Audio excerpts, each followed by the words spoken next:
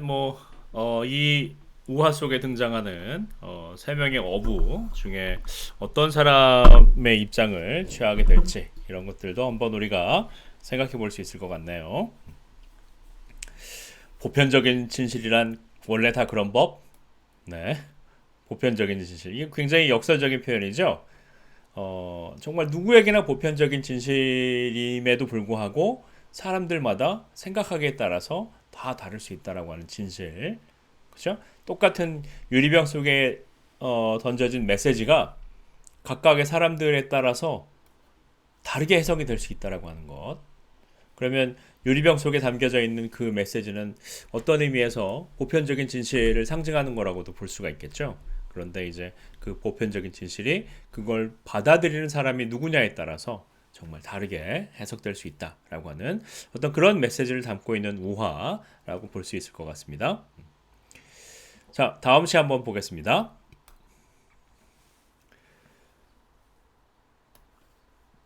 자, 한번 읽어볼까요? 일요일에 심장에게. 굉장히 어떤 면에서 보면 제목이 뭐 썩 시적이라고 느껴지진 않죠. 일요일에 심장에게. 그런데 이제 자신의 어떤 신체 기관 중에 어느 한 기관에게 이렇게 감사의 어떤 그 표현을 한다라고 하는 거. 그런 것들도 사실 뭐 우리 이 몸, 이 손, 발, 다리 그리고 이 어떤 그 자기 몸의 장기들 이런 것들 각각이 얼마나 소중한지 우리는 사실 건강했을 때는 잘 모르죠. 그래서 뭐 관절염이 생기고 나서야 이렇게 정말 건강하게 두 다리로 뛰고 산을 오르고 하는 것이 얼마나 소중하고 의미 있는 것이었는지 뒤늦게 깨닫게 되는 것처럼 여기 이제 이 일요일 심장에게에서도 이제 우리 여러분 심장이 있는 걸 여러분 느끼십니까?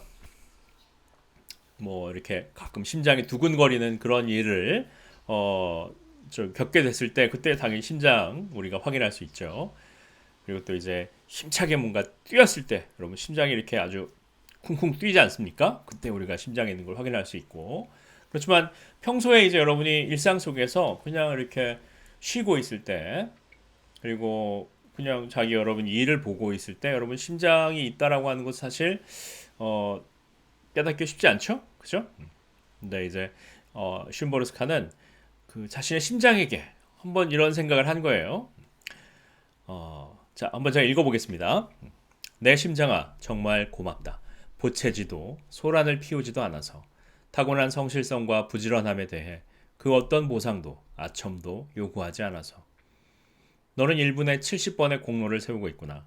네 모든 수축은 마치 세계 일주 여행을 떠나는 조각배를 바다 한가운데로 힘차게 밀어내는 것 같구나. 내 심장아, 정말 고맙다. 한 번, 또 한 번, 나를 전체에서 분리시켜줘서, 심지어 꿈에서조차 따로 있게 해줘서, 내가 늦잠을 자지 않고 비행 시간에 맞출 수 있게 해줘서, 날개가 필요 없는 비행 말이야. 내 심장아, 정말 고맙다. 내가 또다시 잠에서 깨어날 수 있게 해줘서. 비록 오늘은 일요일, 안식을 위해 마련된 특별한 날이지만, 내 갈비뼈 바로 아래쪽에선 휴일을 코앞에 둔 분주하고 일상적인 움직임이 여전히 계속되고 있다. 자, 여러분이 이 시를 한번 읽었는데 여러분들도 여러분의 심장에게 이렇게 뭐 고마운 마음이 좀 드나요? 여러분이 그 이제 잉태됐던 순간에서부터 앞으로도 계속 단 한순간도 쉬지 않고 여러분 심장은 계속 똑같은 일을 반복하고 있는 것이죠. 이렇게 1분에 70번의 공로를 세운다고 했으니까 여러분 1분에 70번이면 이걸 여러분 평생 80년, 90년으로 하면 심장이 뛰는 게 그게 몇 번이나 되겠습니까? 어마어마한 숫자죠. 그래서 사실 인간의 신체, 이 육체라고 하는 것이 가지고 있는 그 경이로움이라고 하는 것은 뭐 비단 의사가 아니어도 우리가 다 알 수 있죠. 느낄 수 있죠. 그런데 이제 정말 이 슌보르스카는 자기의 일상, 자기의 건강, 자신의 어떤 육체 이런 것들을 일단 가장 기본적으로 붙잡아주고 그것을 이제 활동할 수 있게 해주는 그 심장이라고 하는 것에 대해서 한 번쯤 자각하고 이제 그것을 이제 시로 이렇게 아주 쉬운 시로 쓴 것이죠. 어떤 면에서 보면 뭐 시적인 기교라든가 아니면 뭐 어떤 무거운 주제 이런 것들이 아니라 그냥 마치 우리가 중고등학교 100일장에서 좀 약간 문학적인 재능이 있는 학생이 이렇게 쓴 거 정도 이런 느낌? 네, 그럴 정도로 사실 굉장히 편안하고 어, 주제도 명료하게 시를 쓴 것이죠. 특히 이제 쉼볼스카의 시에서 지속적으로 나타나는 어떤 그런 주제라고 할 수 있는 것이 결국은 어떤 일상성이라고 하는 거, 일상의 소중함 이런 것들을 좀 우리가 생각해 볼 수 있어요. 물론 일상이 소중하기도 하지만 또 이런 일상이 가지고 있는 그런 또 쓸쓸함도 있죠. 이제 그건 후에 우리가 또 계속 읽게 될 다른 시들을 통해서 우리가 좀 더 살펴볼 수 있겠지만, 그러면 여러분들의 삶에서는 이 일상이 소중합니까? 우리 글쎄요, 한 20대 젊은이들한테는 일상이 굉장히 지루하고 단조롭고 재미없을 수도 있어요. 그렇죠? 하루 24시간이 어 글쎄 하루 24시간이 너무 지루하게 느껴질 수 있는 그런 사람들도 있겠죠. 늘 도서관에 가서 공부하고 또 이제 4학년이나 이렇게 취업을 앞둔 학생들 같으면 늘 또 취업 준비해야 되고 토익 시험 준비해야 되고 이제 그런 걸 하다 보면 일상이라는 시간이 사실 썩 재미있지만은 않습니다. 그런데 아까 이 슌보르스카의 어떤 그 삶의 이력을 살펴보면 이 전쟁이라고 하는 걸 겪었잖아요, 유럽에서. 특히 이제 유태인들의 홀로코스트의 어떤 그런 참상까지도 이렇게 겪었던 바로 곁에서 봤던 그런 작가 입장에서 본다면 여러분 전쟁으로 산산이 조각난 그 일상이 얼마나 이 슌보르스카에게는 소중한 것이겠습니까? 우리도 마찬가지죠. 지금 이제 우리 코로나 때문에 이렇게 다들 아주 답답한 일상을 보내고 있는데 이 코로나가 발생하기 이전에 그 평범했던 그 일상들 여러분 그립지 않으십니까? 네, 친구들 만나고 같이 맥주 한 잔 마시고 이야기하고 카페 가고 여기저기 활동 다닐 수 있는 어떤 그런 일상적인 활동들이 그립지 않으십니까? 그러니까 쉼볼스카는 어떤 그 일상의 소중함이라고 하는 것을 잘 알고 있는 거예요. 왜냐면 전쟁을 통해서 그 일상이 산산조각난 그런 경험들을 갖고 있기 때문에 그런 것이죠.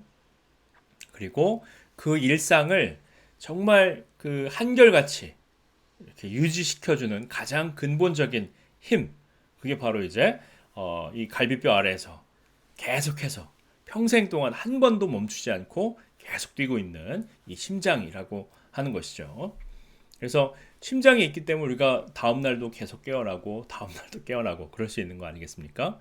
그래서 슌보르스카가 정말 이렇게 사람이 자신의 어떤 심장에게 이런 고마움을 느낀다라고 하는 것이 그런 맥락에서 우리가 좀 이해할 수 있지 않을까 이런 생각이 좀 듭니다. 삶의 신체 기관인데 이렇게 어떤 그 대상화 시켜서 그 대상화시킨 신체 기관에 대해서 이렇게 감사를 표현한다. 이건 굉장히 좀 시적인 시인으로서의 어떤 그런 그 번뜩이는 성찰, 통찰 이런 것들이 좀 보이는 그런 작품이었을 것 같아요. 자, 다음 시 한번 더 읽어볼게요. 자, 여기 경이로움이라는 시입니다. 자, 한번 제가 읽어볼게요. 경이로움, 무엇 때문에 그 누구도 아닌 바로 이 한 사람인 걸까요? 다른 이가 아닌 오직 이 사람인 이유는 무엇일까요? 나 여기서 무얼 하고 있나요? 수많은 날들 가운데 하필이면 화요일에 새들의 둥지가 아닌 사람의 집에서 비늘이 아닌 피부로 숨을 쉬면서 잎사귀가 아니라 얼굴에 거죽을 덮어 쓰고서 어째서 내 생은 단 한 번뿐인 걸까요? 무슨 이유로 바로 여기 지구에 착륙한 걸까요? 이 작은 혹성에 수없이 오랜 세월 존재조차 없다가 왜 갑자기 모든 시간과 지평선을 뛰어넘어 왜 하필 어째서 해조류도 아니고 강장동물도 아닌 걸까요? 무엇 때문에 지금일까요? 왜 단단한 뼈와 뜨거운 피를 가졌을까요? 나 자신을 나로 채운 것은 과연 무엇일까요? 왜 하필 어제도 아니고 100년 전도 아닌 바로 지금? 왜 하필 옆자리도 아니고 지구 반대편도 아닌 바로 이곳에 앉아서 어두운 구석을 뚫어지게 응시하며 영원히 끝나지 않을 독백을 읊조리고 있는 걸까요? 마치 고개를 빳빳이 세우고 으르렁거리는 강아지처럼. 네, 자 경이로움이라는 거 이 시 한번 읽어봤습니다. 자 여러분들은 어떤 느낌이 좀 있으셨나요?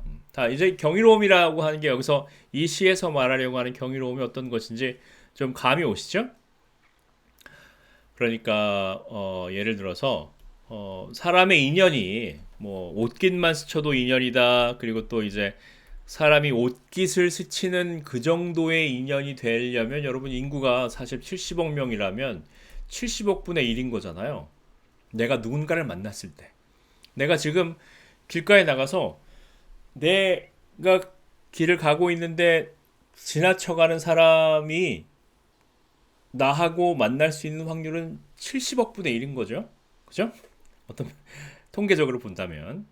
그러니까 사실 그렇게 확률로 우리가 생각을 해본다면 지금 우리가 있는 아니 또 여러분과 내가 이렇게 온라인을 통해서 수업을 하고 있는 이거 자체도 정말 통계적으로는 막 수십억, 수십조 분의 1 그렇게 되겠죠.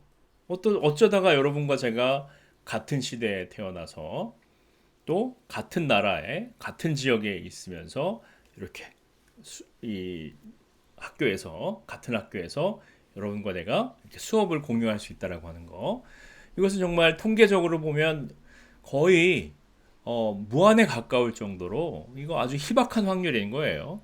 그런데 그 희박한 확률의 어떤 그 일상들이 우리 주변에 항상 있지 않습니까?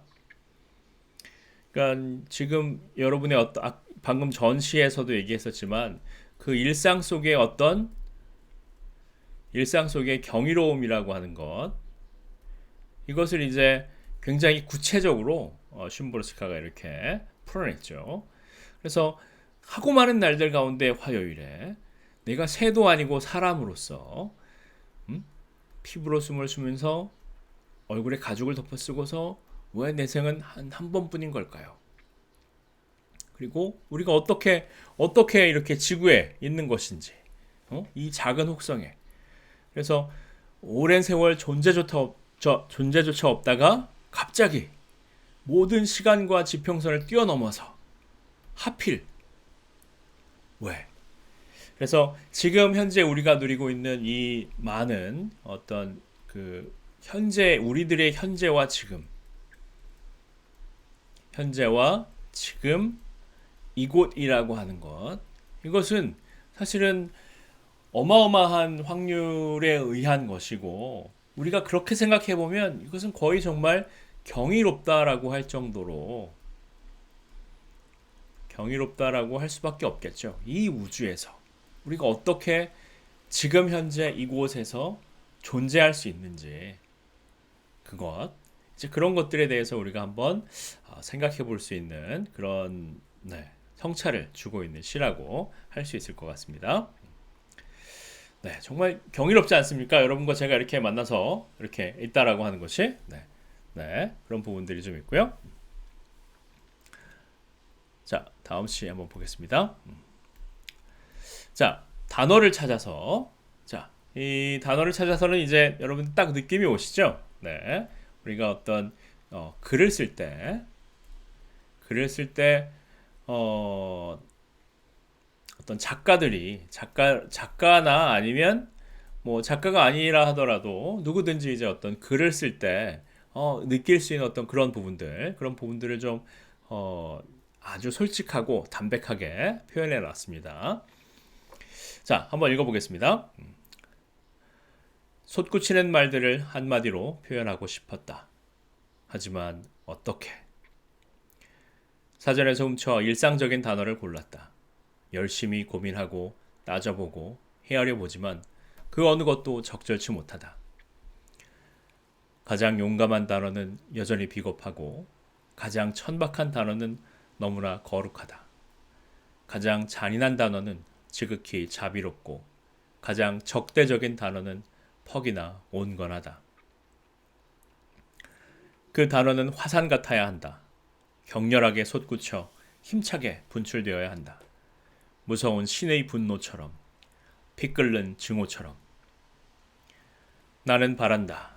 그것이 하나의 단어로 표현되기를. 고문실 벽처럼 피로 흥건하게 물들고 그 안에 각각의 무덤들이 또아리를 틀기를. 정확하게, 분명하게 기술하기를. 그들이 누구였는지, 무슨 일이 일어났는지, 지금 내가 듣는 것, 지금 내가 쓰는 것, 그것으론 충분치 않기에, 터무니없이 미약하기에. 우리가 내뱉는 말에는 힘이 없다. 그 소리는 적나라하고 미약할 뿐. 온 힘을 다해 찾는다. 적절한 단어를 찾아 헤맨다. 그러나 찾을 수가 없다. 도무지 찾을 수가 없다. 네, 여러분 그 글을 많이 쓰시죠? 그죠? 뭐 과제를 쓰기도 하고 리포트를 쓰기도 하고 또 이제 여러분이 개인적으로 SNS라든가 블로그라든가 아니면 뭐 일기를 쓸 수도 있고 일단 여러분 뭐 쓴다라고 하는 행위는 여러모로 우리들 어떤 정신과 영혼 이런 것들을 좀 성숙하게 해주는 그런 방법 중에 하나죠. 자, 그런데 여러분의 마음속에 떠오르는 어떤 그 느낌, 여러분의 마음속의 느낌과 어떤 생각, 사실 이런 것들은 어떤 언어 이전의 형태인 거죠. 그렇죠? 그러니까 여러분이 한번 생각을 해보세요. 우리가 그 의사소통이라고 했을 때, 이 의사라고 하는 거, 뜻과 생각이라고 하는 거, 그렇죠? 뜻과 여러분의 모든 뜻과 생각을 언어로 바꿀 수 있을까요? 한번 생각해 보시죠. 뭐 비가 내리는 날 여러분이 이렇게 느끼는 그 마음속 깊은 데서 느껴지는 그런 약간 차분함, 어떤 멜랑콜리, 약간 쓸쓸함, 한적함, 외로움 이런 것들. 그 느낌을 우리는 그냥 단지 뭐 외로움, 고독, 쓸쓸함 이런 단어를 사용해서 표현하려고 하지만 과연 그 단어로 여러분이 느끼는 모든 것들이 다 완벽하게 표현될 수 있을까요? 그렇지 않겠죠. 그러니까 여러분이 느끼는 것을 가장 근접하게 표현해 줄 수 있는 것을 우리는 단어로 고르는 거예요. 그러니까 사실 단어는 사실 우리들의 생각과 일치하지 않습니다. 단어는 우리들의 어떤 느낌이나 아니면 우리들의 어떤 생각 이런 것과 일치하지 않아요. 그냥 그것에 가까이 간 것뿐이죠. 네. 그런데 이제 뭐 사람들에 따라선 이제 뭐 말 자체가 그 사람의 생각과 느낌하고 완벽하게 일치된다 이렇게 주장하는 사람들도 있고 또 일반적으로는 사실 이제 언어는 사람이 가지고 있는 생각이나 느낌 이런 것들 감정 이런 것들을 온전하게 100% 전달할 수는 없다라고 이야기를 하죠. 그러니까 그런 면에서 볼 때 우리가 언어를 통해서 이루어지는 의사소통은 항상 근사치인 거죠. 그냥 거의 그거에 가까운 그런 의미를 전달할 수 있는 것뿐이지 완벽한 의사소통이라고 하는 것은 가능하지 않겠죠. 네, 이 완벽한 의사소통이라고 하는 것, 이것은 과연 어디에 있을까요? 그리고 그러한 완벽한 의사소통이 이루어진다라고 하는 것은 또 어떤 의미를 가질까요? 이런 것들을 좀 우리가 고민을 해볼 수 있을 것 같습니다. 여기 보면 이제 그 슌보르스카가 굉장히 역설적인 표현을 좀 썼는데, 자, 가장 용감한 단어는 여전히 비겁하고, 가장 천박한 단어는 너무나 거룩하다. 자, 때로 지금 이제 여러분들 뭐 SNS라든가 아니면 뭐 블로그도 그렇고 여러분 글이 넘쳐나죠? 정말 그 페이스북도 그렇고 뭐 여러분 글 너무나도 많이 주변에 읽을 것들이 너무나도 많지 않습니까? 이렇게 글이 마구 넘쳐나다 보니까 사실은 글이 가지고 있는 어떤 그 본래의 가치 이런 것들이 굉장히 좀 그 떨어졌어요, 가치가. 그러니까 예를 들어서 뭐 사랑이라고 하는 말 얼마나 거룩하고 숭고한 말입니까? 그런데 뭐 여러분 TV 뭐 주말 연속극이라든가 일일 드라마라든가 이런 거 보면 뭐 사랑이라는 단어가 뭐 차고 넘치죠. 뭐 이건 또 사랑이고 저것도 사랑이고 이래도 사랑이고 저래도 사랑이고 네 모든 것들이 다 그냥 사랑이라고 하는 단어로 마치 우리가 이제 쓴 알약을 삼키기 위해서 달콤한 설탕으로 이렇게 씌워 넣는 것처럼 당의정처럼 이렇게 그런 말들이 너무나 난무하는 거예요. 그러다 보니까 그 단어 본래 단어의 가치가 좀 하락하게 되는 것이죠. 그러니까 여기서 말하는 용감한 단어는 여전히 비겁하다라고 하는 말. 이렇게 얘기했을 때 슌보르스카가 생각했던 것은 이제 그런 것이겠죠.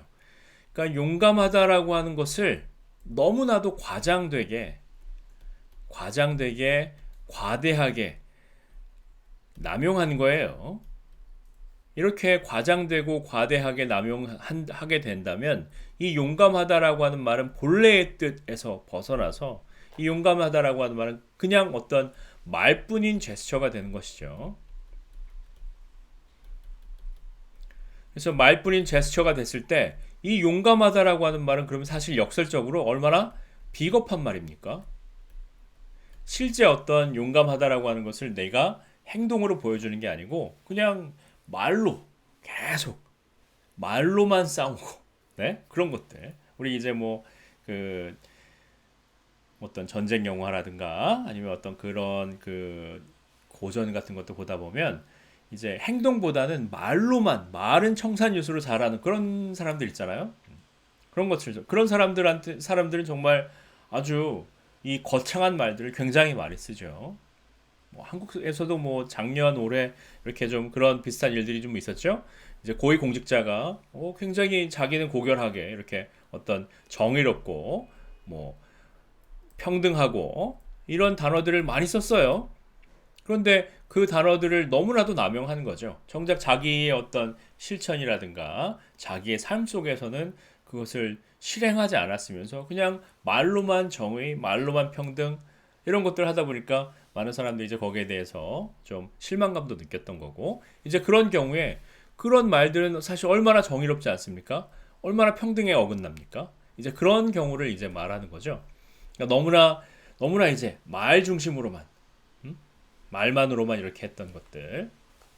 그래서 그런 역설적인 상황들을 좀 이렇게 이야기를 하고 있는 것이고 그리고 이제 슌버스카가 여기서 전체적으로 고민하는 것은 뭐냐면 늘 이 어떤 적절한 단어를 찾아 헤맨다라고 하는 거.